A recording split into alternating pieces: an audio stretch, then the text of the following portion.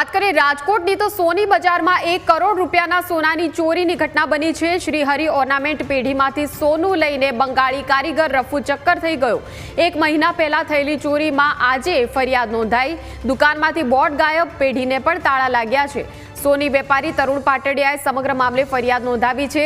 સફીકુલ શેખ નામનો કારીગર 1349 ગ્રામ જેટલું સોનું લઈને ફરાર થયો છે। સમગ્ર મામલે એ ડિવિઝન પોલીસે ફરિયાદ નોંધાવી છે।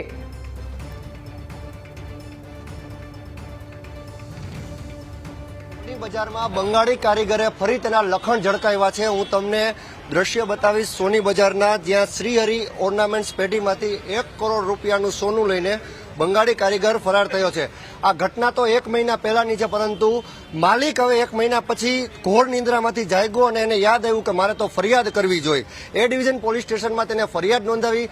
નાટક રૂપી આ ઘટના લાગી રહી છે, પરંતુ હાલ માલિક પણ 2 નંબરનું કામ કરતો હોય તેવું અત્યારે પ્રાથમિક તબક્કે સામે આવી રહ્યું છે। કુલ 1349.330 ગ્રામ સોનું લઈને કારીગર ફરાર થયો છે, ત્યારે તરુણ પાટડિયા નામના ફરિયાદીએ હાલ એ ડિવિઝન પોલીસ મથકમાં ફરિયાદ નોંધાવી છે। પોલીસે જુદી જુદી ટુકડીઓ બનાવી બંગાળી કારીગરને ધરપકડ કરવા માટે થઈને તેને અલગ અલગ જગ્યાએ દરોડા પણ પાડ્યા છે। ત્યારે હાલ આ સમગ્ર ઘટના તો શંકાસ્પદ છે કે સોનું ખરેખર બિલવાળું છે કે બિલ વગરનું, એ ઘટના તરફ અને એ દિશા તરફ પણ પોલીસ તપાસ હાથ ધરી રહી છે।